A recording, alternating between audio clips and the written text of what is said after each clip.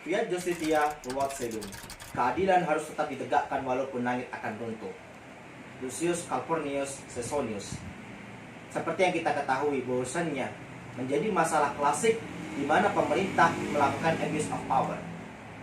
Seperti dikatakan oleh Rocky Gerung bahwasanya pemerintah memiliki instrumen yang terlengkap untuk menciptakan hoax. Demi melanggengkan kekuasaannya dan kepentingan pribadinya, mereka rela untuk memanfaatkan media-media yang ada di tanah air untuk mengendalikan opini publik. Lalu di manakah Islam mengambil posisinya dalam isu-isu keadilan untuk manusia? Seperti yang kita ketahui, untuk mencegah abuse of power, kita mengenal sistem pemisahan kekuasaan atau pembagian kekuasaan, distribution of power and separation of power. Yang kita ketahui bersama bahwasannya ada 3 kekuasaan, yakni sultah tanfidhiyah atau kekuasaan eksekutif, sultah tashri'iyah atau kekuasaan legislatif, dan sultah qada'iyah atau kekuasaan kehakiman. Hal ini menjadi prioritas utama dalam Islam untuk menegakkan keadilan. Dalam Al-Quran sendiri, Allah menggunakan mufradat atau diksi al-qist dan al-adl. Seperti yang kita ketahui, dan Al-Quran menyebutkan bahwasannya di dalam Al-Baqarah ayat 48, 102, ayat 48, ayat 123, dan ayat 282, serta lain sebagainya dengan menggunakan diksi al-adl. Sedangkan diksi al-qist Allah menggunakan seperti contohnya dalam surah Ali Imran ayat 18, 21, An-Nisa ayat 127 dan lain sebagainya. Artinya, konsepsi equality before the law sangat dijunjung di dalam Al-Quran untuk menciptakan asas-asas keadilan. Islam menaruh perhatian pada asas-asas keadilan dengan 3 pilar, yakni yang pertama adalah al-maslahah atau kebaikan, amar ma'ruf nahi munkar, yaitu semangat untuk mencegah keburukan dan mengajak kepada kebaikan, serta konsepsi imamah atau otoritas. Artinya lembaga-lembaga yang berwenang itulah yang perlu untuk menangani kasus-kasus keadilan. Kebenaran selalu melawan pada kejahatan. Maka dari itu, untuk penjatuhan pidana terhadap pelaku-pelaku kejahatan, kita kenal dengan konsep 3, yakni hudud, qisas, dan ta'zir. Basisnya, hukum Islam ini berdasarkan kepada Al-Quran dan As-Sunnah, serta jurisprudensi daripada tiap-tiap hakim. Hudud dan qisas diatur sejatinya dalam Al-Quran, seperti kasus pembunuhan, kasus zina, dan lain sebagainya. Dia masuk terhadap hudud. Sedangkan qisas adalah hak yang diberikan oleh Allah kepada korban untuk menuntut balas terhadap si pelaku. Sedangkan ta'zir adalah jurisprudensi yang dimiliki oleh lembaga yang berwenang, yakni pada sultah qada'iyah untuk melakukan hal-hal yang tidak diatur secara terperinci oleh Al-Quran dan As-Sunnah. Sedangkan kekuasaan kehakiman atau sultah qada'iyah dibagi lagi menjadi 3 kekuasaan, yakni wilayah qada', wilayah hisbah, dan wilayah mazalim.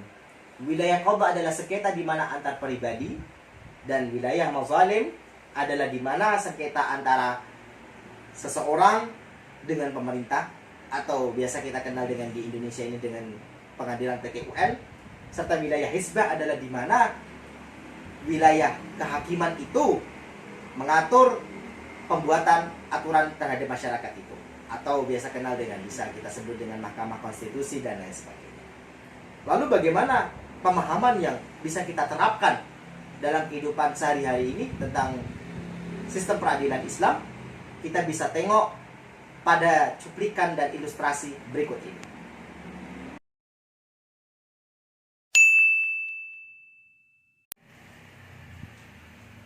Sore merah ketang ini mas kuat.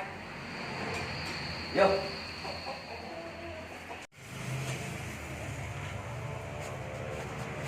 Kak, kita yuk. Let's go.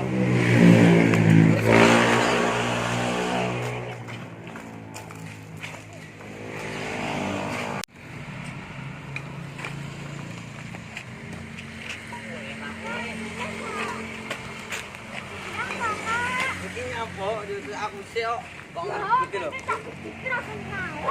Boben ki nyapu ala. anjing gini tuh. Ih, langit gembeng. Gembeng. Nyapa aku sih lu main ki malah kok ngebut yo, malah ngebut. Ora usah nangis yo kok ngebut aneh dhewe ini malah. Tuh lo, iki. Nyapa? Lah kan Kak Omah sik. Mar mas apa sing anu sik? Yakin nang main lho, yang penting ngebut lho. Diceritane. Kakak sik, engko satu ronde kakak sik.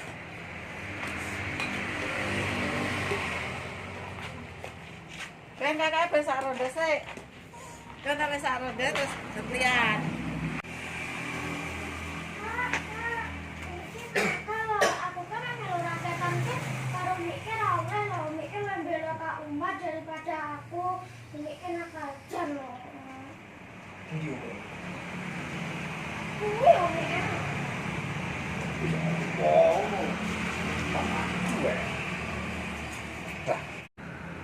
Main kalau raketan kan kakak sik. Kakak kan masuk ini kan ben sak ronde.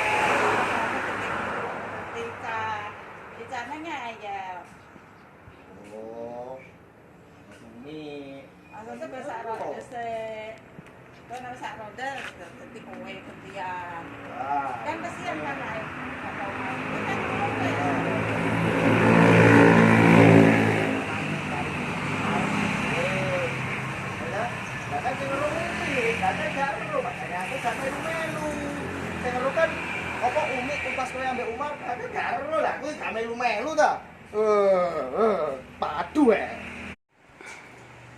Dalam permasalahan abuse of power, Islam memberikan mahkamah di mana wilayatul mazalim memiliki otoritas untuk menangani sengketa di antara warga negara dan pemerintahan.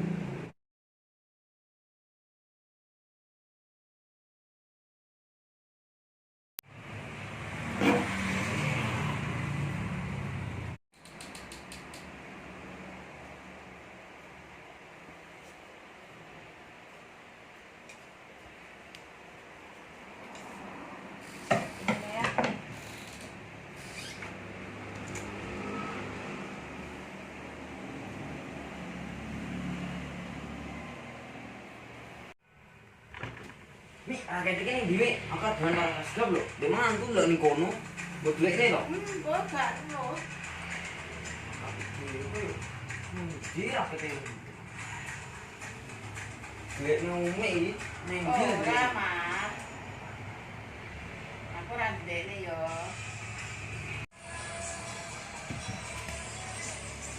Nih raketnya kan yang gini.